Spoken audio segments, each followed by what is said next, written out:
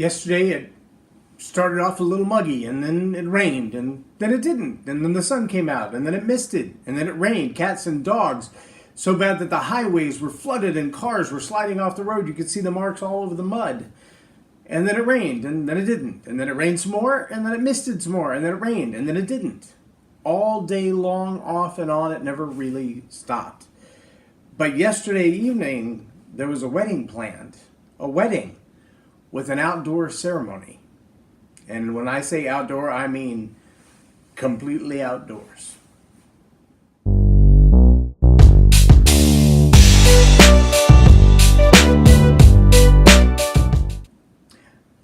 I'm J Loren Norris with Leading Leaders Podcast.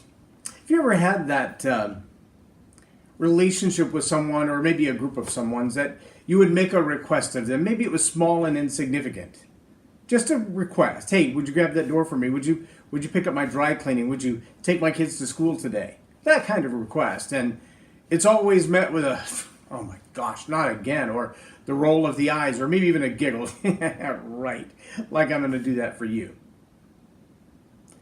As opposed to those times that you ask the question, hey, would you mind helping me with, and the person who responds not only helps with your request, but goes way above and beyond. They meet your request, and then they give or do even more. What causes that? Well, first off, I do believe it's a testament, if you will. It speaks well of the character of the person you made the request to. They must be good people. You would think that's a good kind of a person to not laugh at you in your moment of need or request or desire, but instead to step up to the plate and get it done. At the wedding yesterday, I had a chance to chat before the whole thing started, while we were just setting up sound equipment and video screens, with a young lady who made, you ready for this?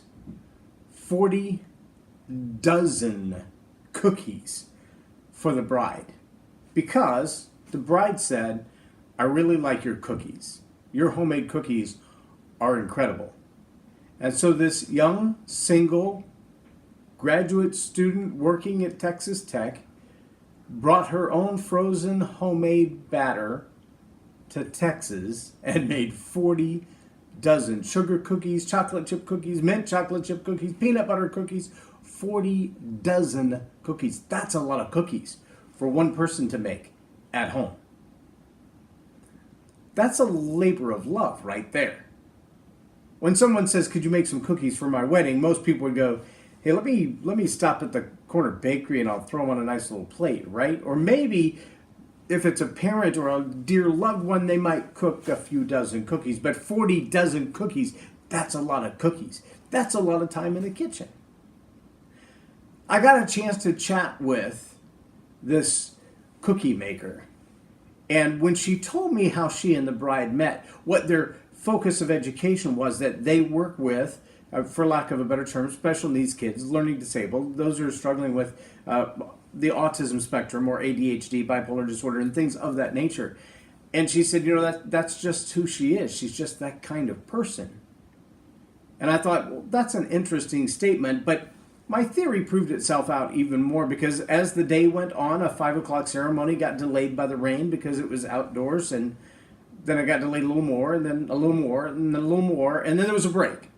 A little bit of sun peeked through for a minute, the mist even stopped, and so the chairs were wiped dry, umbrellas were handed out just in case, towels were passed out, and all of the guests began to file out the door. Now, granted, there was a covered patio that was more than sufficient for the entire group of wedding guests, not 30 yards away from where the bride and groom would be standing for their ceremony.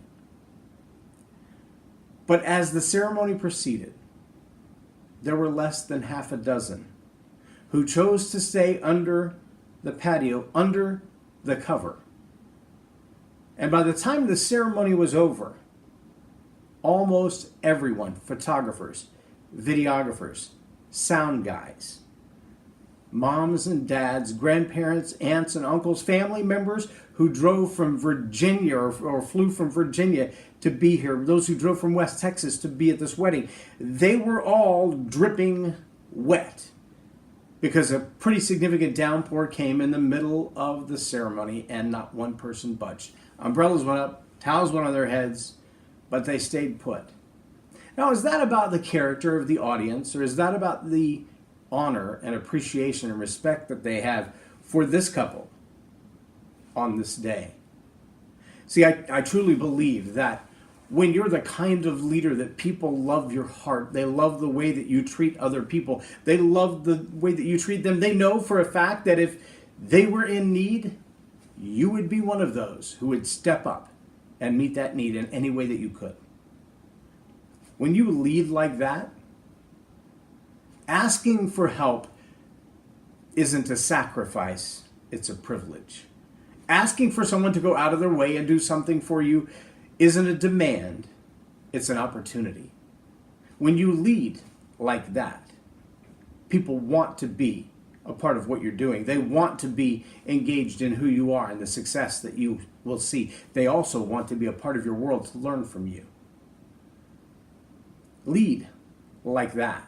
Be the kind of person that others don't see your request as a demand for more that's entitled and undeserved, but as an opportunity to serve where they know their investment will be fully returned. I'm J Loren Norris for Leading Leaders Podcast on Tell It Like It Is TV. Have a blessed day.